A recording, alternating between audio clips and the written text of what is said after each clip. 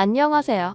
저는 정말이지 이러다가 순식간에 죽을 수도 있다는 생각을 하니 아찔하면서 무섭게 다가오더라고요. 막상 그 당시에 내 심정은 죽는 것조차도 두렵지 않을 만큼의 죽고 싶은 심정이었지만 그렇다고 한들 진짜 죽을 수도 있다고 생각하니 정말이지 너무나도 두렵고 무서운 순간이었답니다. 그때가 아마 지금으로부터 30년 전 일일 거예요. 당시에 30대 중반이었던 전 혼자서 겨울 여행을 떠났던 적이 있었어요. 당시에 결혼을 약속했던 사랑하는 사람이 배신을 하고 다른 여자와 결혼을 하는 바람에 저는 정말이지 모든 게 끝난 것처럼 죽고 싶은 심정뿐이었죠. 하지만 누구 좋으라고 여기서 인생을 끝내야 하는 건지 배신한 그놈에게 나중에 복수하는 한이 있더라도 지금 당장은 어쨌든 살아가야 했고 이미 떠난 사람을 잊어야만 했기에 옛 감정들을 모두 정리할 돌파구가 제겐 필요했답니다. 아무것도 할 수 없을 것만 같고 하늘이 무너져 내린 것만 같았던 제가 당시에 무작정 여행을 떠나게 된 것이었죠. 말이 좋아 여행이지 죽지 못해 떠났던 아주 쓰디쓴 여행이라 여겨지네요. 10년이라는 연애가 물거품이 돼버린 채 그놈은 다른 여자와 결혼을 하고 나를 배신했던 그놈을 잊기 위해 저는 겨울 여행을 그렇게 떠났네요. 도시에서만 살던 제가 시골로 여행을 가는 게 솔직히 당시에는 지금보다 쉽지 않았어요.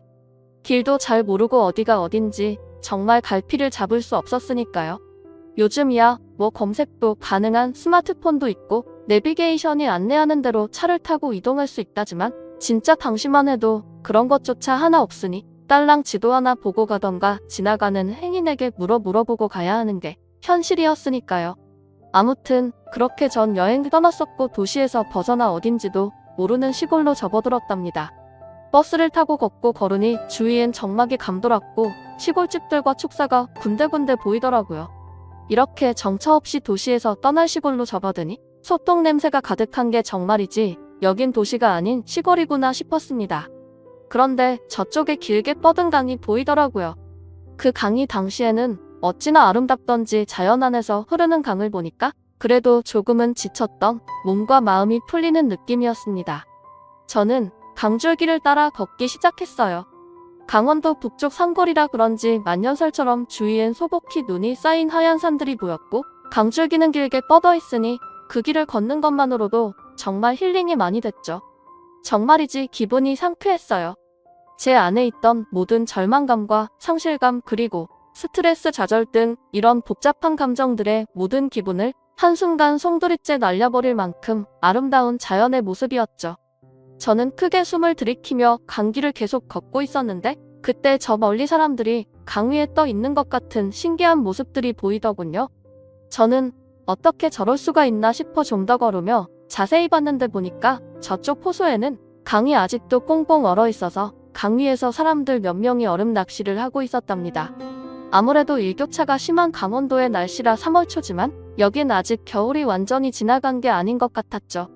그래서 강이 아직도 얼어있는 만큼 얼음 낚시를 할 수 있던 것 같았습니다.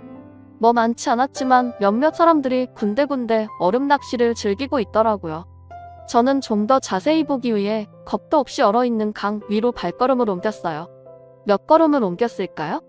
그런데 그때 얼음 낚시를 하던 아저씨 한 명이 저보고 놀란 듯 그쪽으로 걸어오면 위험하다고 하지 뭐예요. 저는 그 말을 듣고 너무나 놀라서 어떻게 해야 하나 막 갈팡질팡하게 되었는데 그때였어요. 제가 걸어올 때만 해도 멀쩡하게만 보였던 얼어붙은 강이 갑자기 제 발밑에서 쩍 하고 갈라지는 느낌을 받았답니다. 한 발자국 더 움직였다간 금세라도 얼음이 와르르 깨질 것만 같았죠. 저는 순간 너무 놀라서 몸이 얼어붙어 버렸고 소리를 지르며 도와달라고 말을 했답니다. 그러자 저보고 위험하다고 말했던 얼음 낚시를 즐기던 아저씨가 도와주려고 살금살금 조심스레 저에게 다가오나 싶더니 그 아저씨도 더 다가왔다간 위험하단 걸 느꼈는지 안 되겠다며 제게 오는 걸음을 멈춰섰고 저보고 하는 말이 그쪽으로 대체 왜 간 거냐며 그쪽은 얼음이 많이 녹고 위험해서 가면 안 되는 곳인데 왜 거기에 들어간 거냐면서 이 와중에 제게 훈기를 하더라고요. 그러면서 잠깐만 기다리라며 자기가 경찰을 불러준다고 하지 뭐예요. 경찰이 오면 뭐 하겠어요? 이미 저는 얼음물에 빠지게 생겼는데 그 사이 아마 강물에 빠져서 동사로 죽고 말겠죠? 저는 그 말에 안 된다며 지금도 거의 가라앉고 있는 것 같다며 그냥 아저씨가 빨리 좀 와서 구해달라고 하니까 그 아저씨가 하는 말이 자기도 그러고 싶은데 한 발짝만 더 움직이면 자기까지 빠질 것 같다고 하더라고요. 그렇지만 그 아저씨도 어떻게 해서든 저를 도와야겠다고 느꼈는지 잠깐 기다려보라며 저 멀리 몇몇 보이는 얼음 낚시하는 다른 사람들을 부르더라고요. 하지만 그 사람들은 든채만 채 낚시만 즐기는 것 같았답니다. 그때 갑자기 그 아저씨가 뭔가 아차 싶다는 듯 자기가 이럴 때가 아니라며 낚시 장비 있는 곳까지 얼음이 깨질지 모르니 자기도 이만 낚싯대 들고 철수를 해야겠다고 하지 뭐예요. 그러면서 조금만 기다리라며 낚싯대 챙겨나가서 바로 경찰을 불러준다고 저를 버리듯 뒤돌아 가버리는데 어찌나 살이 다 떨리고 야속하던지 저를 내팽개치고 도망간 것 같았어요. 그때였답니다. 금방이라도 얼음이 깨질 것만 같은 이 호수 위로 어떤 남정네가 천천히 걸어오더라고요. 당시에 완전히 패닉 상태여서 얼굴은 제대로 못 봤지만 아무튼 건장해 보이는 남정네가 제가 있는 곳으로 우회하듯 돌아 천천히 오면서 제게 소리를 지르며 정신 똑바로 차리고 아래를 보면서 얼음이 덜 녹은 곳으로 천천히 나오라고 하는데 저는 발이 움직이지 않았어요. 그러자 그 남정네는 더욱더 소리를 지르며 지금 안 움직이면 빠져 죽는다며 빨리 한 걸음이라도 떼보라고 하더라고요. 그래서 용기를 내어 한 걸음 움직였는데 다행히도 얼음은 깨지지 않았답니다. 저는 천천히 그 남정네가 말한 대로 한 걸음 한 걸음 호수 바깥쪽으로 발을 옮겼고 드디어 3발자국 정도만 움직이면 호수 바깥으로 빠져나갈 수 있었어요. 그래서 다시 발을 떼고 움직였는데 그 순간 갑자기 제가 딛고 있던 얼어붙은 호수의 얼음들이 와드득하고 깨져버렸고 급기야 저는 발 한 짝이 차디찬 호수에 빠짐과 동시에 금세 목까지 풍덩 온몸이 잠기고 말았답니다. 그런데 그 순간을 놓치지 않고서 그 남정네는 건져 올리듯 저를 바로 구해주었어요. 저는 순간 기절을 하고 말았죠. 춥고 멍하지만 주위의 사람들의 목소리가 들리는 것 같았어요. 빨리 인공호흡을 하라는 소리 같았죠. 누군가 추위에 떨고 있는 제게 큰 점퍼를 덮어주었고 다른 누군가 또 인공호흡을 한 것 같은데 거기서 또다시 완전히 정신을 잃고 말았답니다. 그렇게 시간은 흐르고 깨어보니 어느 집 아니었어요. 부뚜막에서 연기가 솔솔 피어나는 어느 시골집 같은 느낌이었죠. 시골 할머니 댁에 온 것 마냥 방바닥이 정말 따뜻했고 두툼한 겨울이불이 저를 포근히 감싸고 있었답니다. 다행히 저는 살은 것 같았어요. 몸을 일으켜 밖으로 나와보니까 그 집 마당엔 아직 녹지 않은 흰눈이 소복히도 쌓여 있었죠. 그때였어요. 어떤 남정네가 저보고 일어났냐며 죽을 뻔한 거 간신히 살려냈다면서 은인인 줄 알라고 말하더라고요. 그제서야 조금씩 기억이 났고 저 남정네가 나를 구해준 사람이란 걸 알게 됐답니다. 얼굴을 자세히 보니 며칠 수염을 안 잘랐는지 얼굴에는 덥수룩하게 수염이 나 있었고 몸은 마치 임꺽정처럼 정말 건장하더라고요. 나이는 얼핏 보아하니 한 50살 정도 된 것 같은데 뭐 이런 데서 혼자 살다 보면 더 들어 보일 수 있으니 그것도 확실하진 않았답니다. 그 순간 자꾸만 뭔가 허전하면서도 뭔가 잘못된 것 같다는 생각이 드는 거예요. 그래서 잠시 제 몸을 이리저리 살펴봤는데 아니 글쎄 내가 입고 있었던 옷은 온데간데 없고 남정네들이나 입을 법한 큼지막한 바지에 다해지고 바래진 거적대기 같은 윗옷을 제가 입고 있지 않겠어요? 저는 순간 놀라 제가 입던 옷은 어디 가고 이 옷들은 대체 뭐냐고 물어보니 그 옷 호수에 빠져서 말리고 있는 중이라며 되레 저보고 옷 갈아입히느라고 죽는 줄 알았다고 하더라고요. 아니 그럼 뭐야? 내가 기절한 사이 옷을 갈아입혔다는 건지 뭔가 기분이 찜찜하고 이상하고 불쾌했죠. 그래서 저는 언성을 높이며 아저씨가 뭔데? 왜 생판 모르는 남의 옷을 갈아입히냐고 따지듯 말하니 그럼 얼어 죽으라고 놔두냐며 엄동설 안에 간신히 물에 빠져 죽을 뻔한 거 살려냈더니 지금 보따리 내놓으라는 거냐면서 살짝 언짢은 듯 언성을 높이지 뭐예요. 그렇게 말하니 좀 당황스럽고 무서워서 한 걸음 물러나 아무 말도 못하고 있으니 그 아저씨는 제게 어차피 인공호흡도 한마당에 옷 갈아입히는 것쯤이야 어떠냐고 말하는데 저는 그 말을 듣는 순간 어질어질한 게 다시 기절할 것만 같았답니다.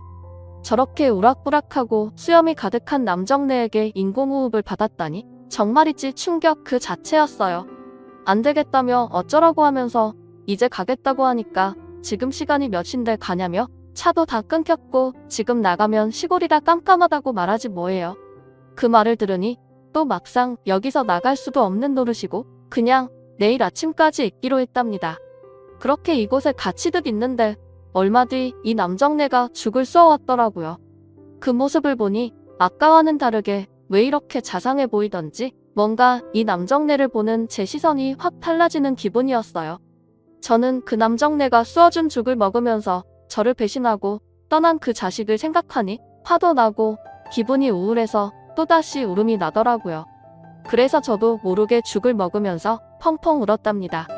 그랬더니 이 남정네가 아무 말 없이 손수건을 전해주지 뭐예요.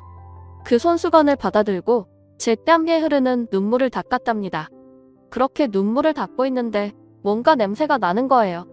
이상하다 싶어서 남정네가 전해준 손수건을 자세히 보니 이건 손수건이 아니라 글쎄 발수건 같았어요. 때가 꼬질꼬질 정말 지저분했거든요. 아무튼 갑자기 술이 땡겨서 술 없냐며 술 좀 마셔야겠다고 하니까 남정네가 그럼 기다리라고 하면서 술상까지 봐오더라고요. 그렇게 한 잔 두 잔 먹고 있는데 남정네는 제가 마시는 걸 쳐다만 보지 뭐예요. 그래서 제가 이 남정네에게 왜 그쪽은 안 드시냐고 말하며 술 안 좋아하시냐고 물어보니 그게 아니라 자기가 술 마시고 취하면 어떻게 될 줄 알고 그러냐며 술은 그냥 저 혼자 마시라고 하지 뭐예요. 그 말을 들으니 이 남정네 제법 남자 같더라고요. 저는 뭔지 모를 용기가 생긴 건지 아니면 이 남정네를 완전히 신뢰를 하게 된 건지 이 남정네에게 대뜸 괜찮다면서 그러지 말고 그냥 술 친구 하자며 같이 술을 마시게 됐답니다. 한 잔 두 잔 따라 마시던 도중 저는 취했고 필름이 끊긴 것 같았어요. 아침에 일어나 보니 남정네는 온데간데 없고 저만 혼자 큰 겨울이불 덮고서 잠을 잤더라고요. 기지개를 펴고 마당으로 나와보니 남정네가 한 손에 큰 장닭을 들고서 저보고 대뜸 닭 잡았다며 백숙 해줄 테니까 이거 먹고 가라고 하지 뭐예요. 그 말을 들으니 왜 이렇게 또 다정해 보이던지 행동은 백정 같고 임꺽정 같은데 뭔지 모르게 또 자상한 모습이 보이더라고요. 남자한테 배신당해서 다른 남자는 못 만날 것 같았지만 솔직히 저 남정네가 호감이 가는 남자로 보였어요. 그 이후로 어떻게 됐냐고요? 그냥 그 집에서 더 머물러도 되냐고 살며시 물어보니 남정네는 저보고 일만 하면 괜찮다면서 그렇게 그 집 일을 거들어주며 일주일을 더 보냈죠.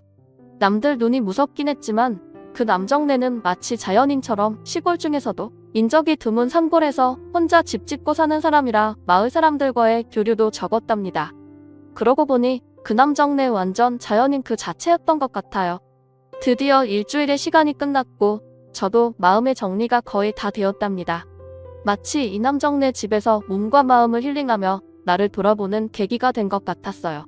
그렇게 이 남정네에게 인사를 하고 나오려고 하는데 일주일이라는 짧다면 짧은 시간 동안 어느새 내가 저 남정네를 사랑하게 된 건지 저도 모르게 짐 챙기고 떠나려던 도중 와락 안고 말았죠.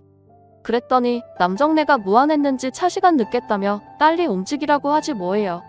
그 말이 왜 이렇게 야속하면서 서운하게 들리던지 들고 있던 짐들을 다시 내려놓고 남정네에게 다가가 그만.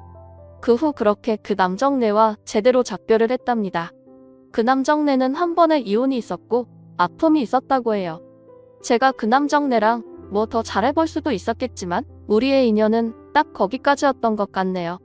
저는 그 남정네와 시간을 보낸 뒤 여기로 다시 또 오겠다고 했지만 도시로 돌아와서는 도시 생활에 바쁜 나머지 그 남정네를 잊고 살았거든요. 지금은 저 또한 결혼해서 애 낳고 잘 살고 있지만서도 그 남정네는 세월이 흐른 만큼 이젠 할아버지가 다 되셨겠네요. 나중에 우연이라도 죽기 전에 꼭 한번 보고 싶은 마음이 든답니다. 제게 있어 정말 은인이었던 남정네였으니까요. 이번 사연은 여기까지입니다. 감사합니다. 다음 사연입니다. 신랑이 하늘나라로 가버린 후 저희는 2009년 저는 40살에 신랑은 43살에 다니던 직장 손님 소개로 만날 날로부터 3개월로 결혼을 했습니다. 바로 임신이 되어 연년생 아들과 딸을 낳았죠.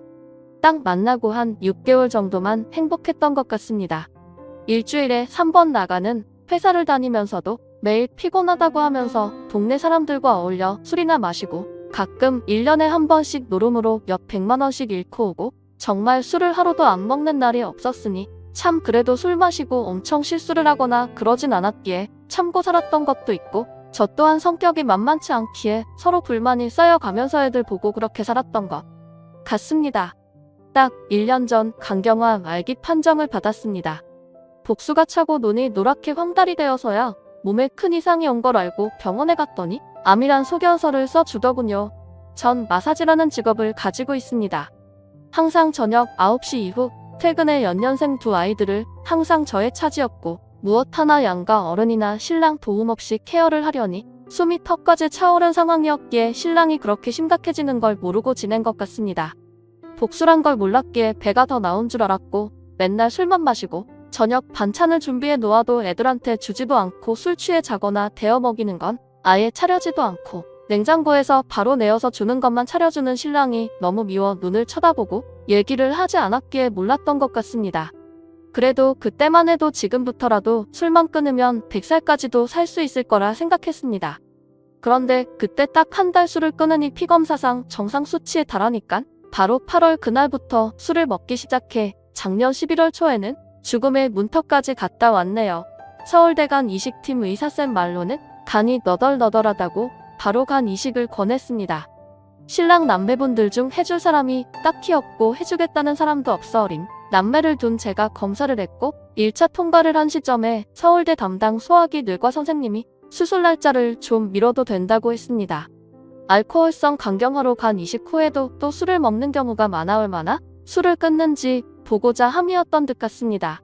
그렇게 6개월이 흘러 술을 잘 끊는 듯 하더니 어느 날 문득 서울부터 또 동네 친구를 만나 한번 시작한 술이 계속 쭉 매일 마시기 시작하더라고요. 미웠습니다. 싫었습니다. 차라리 죽었으면 했습니다. 눈앞에서 안 보이면 내 삶이 덜 힘들 줄 알았습니다. 아이들이 성인이 될 때까지만 살아있어 달라고 빌어도 보고 화도 내보고 모진 소리로 닭달도 해보고 때려보기도 했습니다. 중독이라 그런지 아무 소용 없었습니다. 저희 아이들은 어릴 때부터 부모의 싸움으로 극도로 신경은 예민해져가고 큰아이는 틱 증세로 심리치료까지 받은 상태인데 저 또한 변하지 않는 남편이 미워 참지 않고 화를 내며 신랑을 미워했습니다. 매일 아침에 출근을 하면서 친정 부모님께 전화로 울면서 내 삶이 너무 비참하고 억울하다고 하소연을 했습니다. 언제까지 토요일까지 쉬지도 못하고 일을 하고 집에 와서도 청소며 빨래, 반찬 만들기 애들 씻기고 공부 봐주기까지 끝도 없는 일에 파묻혀 살아야 하는지 억울하다고 울면서 출근하고 9시 넘어 뚜벅뚜벅 집에 오면 신랑은 술에 취해 자던지 안 자더라도 방에서 나와서 반겨주는 법 없이 그저 TV만 주구장창 보더군요. 말로는 모진 소리를 했지만 그래도 그 상황에 간이라도 떼어준다는 건 나밖에 없었고 매일 고기를 먹어야겠다는 신랑을 돈 벌어서 반찬 해주니도 나밖에 없었고 애들 남들만큼 키우기 위해 열심히 살아온 것도 저인데 신랑이 많이 아플 당시 교회 목사님이 아시게 되어 기도도 해주시고 하시면서 하는 말씀이 집사님 간은 누가 공유하나요? 제가 해요. 그럼 두 분이 이식을 하면 아이들은 시댁에서 누가 케어를 해줄 수 있나요? 아니요. 해줄 분이 없어서 제가 돈을 벌어 아이 케어해줄 분을 구해야 놓아야 합니다. 아이고 그럼 수술로 생활비는 시댁에서 좀 도와주시나요? 아니요. 그럴 수 있는 분이 없어서 그건 역시 제가 돈을 벌어 이식 후 병원에서 저 케어해주실 분, 신랑 케어해주실 분을 준비해야 합니다. 6개월 정도의 생활비도 준비해야 하고요. 모든 짐을 혼자 지고 결정하고 해결하셔야 하니 집사님 무게가 엄청 나시네요. 이런 상황이었습니다. 작년 이맘때 신랑 간경화 말기 진단을 받고 일을 할 수가 없어 트럭을 팔아 저한테 4,500만 원을 가져다 주었습니다. 그때도 그 돈에서 200 정도는 노름으로 날리더라고요. 신랑이 일을 안 하고 제가 버는 것도 한계가 있다 보니 야금야금 돈을 줄고 막상 이식이 갑자기 진행될 수도 있어 저와 신랑 수술비에 의해 목사님과 나눈 대화 내용처럼 돈이 필요하기에 전 신랑을 보살피기보단 돈을 마련하는데 열심히 일하는 것이 방법이었습니다. 수술과 수술 후 간호와 애들 케어 비용, 우리 생활비, 기타 등등 5천 정도 현금이 있어야 할 것 같았습니다. 그리고 간경화란 게 어디가 막 아픈 게 아니고 그저 무기력하고 병원에서 주는 약 역시 복수 차지 말라고 소변약, 우르사, 비콤시 이런 걸 주니 투병이라기보다 잘 먹고 잘 쉬고 술만 끊으면 버틸 수 있는 병이었다고 저는 생각합니다. 알코올성 간경화라 그런지 우리 신랑은 자기 죽는 줄도 모르고 매일 술병을 숨겨가며 새벽이고 낮이고 가리지 않고 몰래 몰래 술을 마셔대더라고요.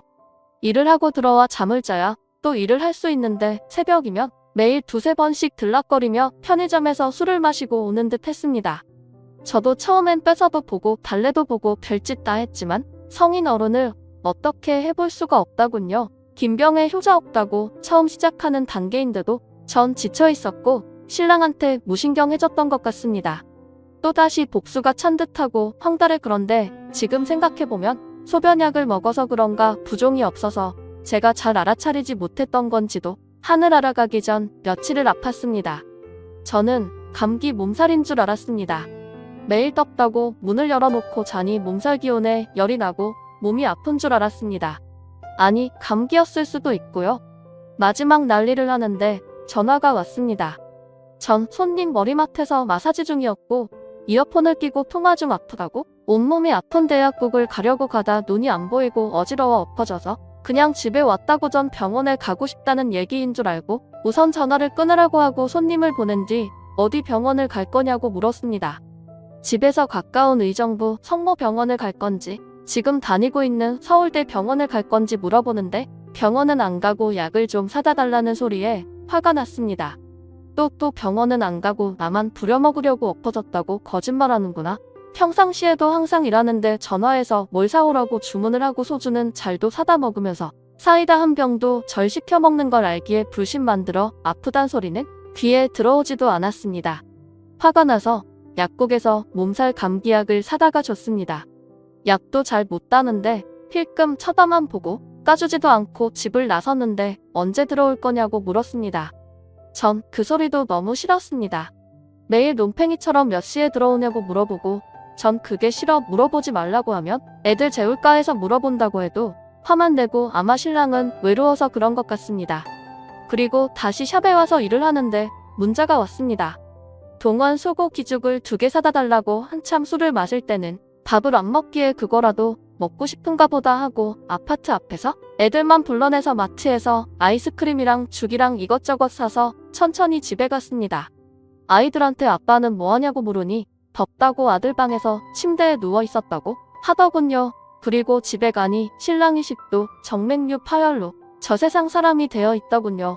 처음에 병원에서 강경한 말기 진단받을 때부터 식도 정맥류 파열 죽는 경우가 많으니 입에서 피가 나오면 바로 큰 병원으로 가야 한다고 했지만 진짜 집에서 절이 될 줄은 상상도 못했습니다. 전 절이 술을 먹으니 아프다가 병원에서 투병하다 하니 간이 씹혔고 적어도 10년은 살겠지 절 더더 힘들게 하다가 죽겠거니 했지. 하루아침에 저희 아이들을 아빠 없는 자식으로 만들 줄 꿈에도 상상도 못했습니다. 9살 아들이 해맑게 말합니다. 그래도 자기가 아빠 죽던 날 마지막으로 아빠 다리 아프다고 해서 다리를 주물러줬다고 8살 딸은 아쉬워합니다. 아빠가 오빠랑 9년을 살고 왜 자기랑은 8년을 살았냐고 시댁 식구들의 말도 안 되는 아픈 사람 방치 운운하는 소리를 들으며 화장장을 지키고 달랑 새 식구 힘겹게 한 달이 흘러갔습니다. 친정은 남동생은 자기들 살기도 바쁘고 멀고 친정 부모님은 아버지께서 파킨슨의 치매를 앓고 계셔 어머님이 저희까지 챙기실 여력이 안 되고 시댁 식구들은 신랑 죽은 걸 제 책임으로 돌리고 연락 한 번 없습니다. 알코올 중독자 남편을 술 못 먹게 지키고 있지 돈 번다고 나가서 늦게까지 일하고 해서 남편이 외로워서 더 술을 먹고 그래서 죽었다고요. 제가 돈을 안 벌면 돈 5천을 어찌 마련합니까? 형제들이 수술하라고 단 돈 100만 원도 보태줄 것도 아니고 내 자식 꼭 배우고 싶어하는 축구도 태권도 피아노도 못하는데 시골에 땅이 조금 있습니다.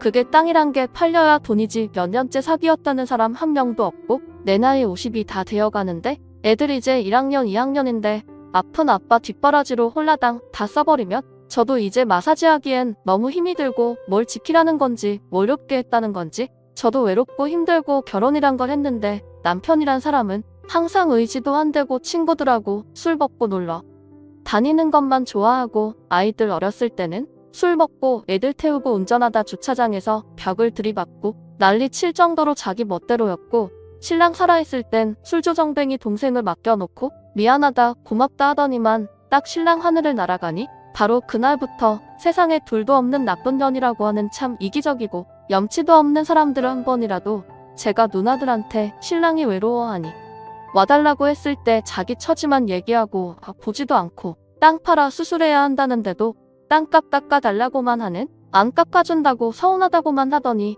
그게 땅이 사람 목숨값이고 우리 애들 미래였는데, 만약 누나가 제 값에 땅이라도 사줬으면 빨리 수술이라도 해서 살았을 수 있건만 자기도 조금이라도 싸게 사고 싶어 땅 팔아 수술할 걸 알면서 우리랑 흥정이란 걸 하고 미루더니만 그런 사람이 앞장서서 날 나쁜 사람 만들고 연락 안 해도 좋습니다. 하지만 묻고 싶어요. 그러면 그렇게 알코올 중독에 감경한 말기인 자기 막내 동생의 위중을 알면서 왜 아무도 나서서 병간호 해주겠다는 사람 없고 딱 한 번씩 병원에 입원했을 때 와 보지도 않고 반찬 딱 한두 번씩 해서 택배로 보내주고 찾아와 주지도 않고 간 이식 필요할 때 나서서 검사 한 번 받아준 적 없으면서 왜 어린 연년생 남매와 남겨진 나만 원망하는지 그렇게 나를 마녀 사냥이라도 해야 자기들이 사는 게 편한가 보대하고 생각합니다. 그런데 이상한 건 그렇게 미워하고 못마땅해하고 모질게 했는데 그 사람이 무척 그립고 보고 싶고 9년 전을 돌이켜 다 안 미안하고 안 후회스러운데 딱 2달간의 신랑하고의 삶이 후회스럽고 미안하고 불쌍하고 눈물이 나고 있습니다. 5월 28일에 서울대 CT랑 피검사 예약일이 있었는데 하도 미루어달라고 통사정을 해서 6월 2일로 미루어 놓고 5월 30일에 하늘나라로 간 건데, 그건 역시 왜 내가 미루어졌을까? 막말로 난리를 쳐서라도 끌고 갔었어야 맞는데, 솔직히 아무리 난리 쳐도 홀딱 뭘 먹어서 검사 안 받고 버틸 사람이지만요. 왜 죽기 2달 사이에 뜬금없이 영업으로 가자고 하는데 마사지 예약 많아서 힘든데 그런 소리 한다고 화만 내고, 안 가셨을까? 저녁에 같이 산책 나가자는데 씻지도 않고 냄새도 나고 술을 마셔서 싫다고 안 나가줬던가. 반찬만 하면 거지 마냥 뭘 해주나 기웃대는 거에 싫어서 왜 그리도 흘려봤을까지만 공곳에서 술병이 나오면 난리만 쳐댔지. 왜 그 사람 외로운 걸 공감을 하지 못했을까? 난 내 자식이 사랑스러워 죽을 생각도 못하는데 왜 자기 자식인데 아빠 없는 자식을 만들려고 인생을 포기할까 하고 중독을 이해하지 못했을까? 이래서 100가지 모두 후회가 하루에 수십 번씩 생각이 꼬리를 물고 있습니다. 아이들이 아빠가 보고 싶을 것 같아 가슴이 미어지고 앞으로 커가면서 아빠의 빈자리로 절망하는 일이 생길까봐 무섭습니다. 전 어른이기에 아무리 아파도 슬퍼도 이겨낼 수 있지만 제가 아무리 노력해도 채워주지 못할 아빠의 사랑과 자리를 생각하면 눈물이 멈추지 않습니다. 가정을 돌보지 않는 남편과 살다 보니 친구도 멀어지고 이런 슬픈 상황에서도 속 시원히 제 얘기를 나눌 사람이 없습니다. 상을 치르고도 바로 일을 하고 아빠가 살아있을 때랑 똑같은 일정으로 애들 혼란스럽지 않게 하려고 앞만 보고 달려오다 보니 지금이 더더 슬픈 것 같습니다. 제가 그 사람을 사랑했었나 봅니다. 이렇게 아픈 걸 보니 내가 돈 벌어 내가 산다고 생각했는데 그 사람을 가장으로 의지했었나 봅니다. 빨리 시간이 갔으면 좋겠습니다. 신랑이 가 있는 그곳에 가서 말하고 싶은 게 있습니다. 미안했었다고, 보고 싶었다고, 사랑했었다고요. 그리고 다짐합니다.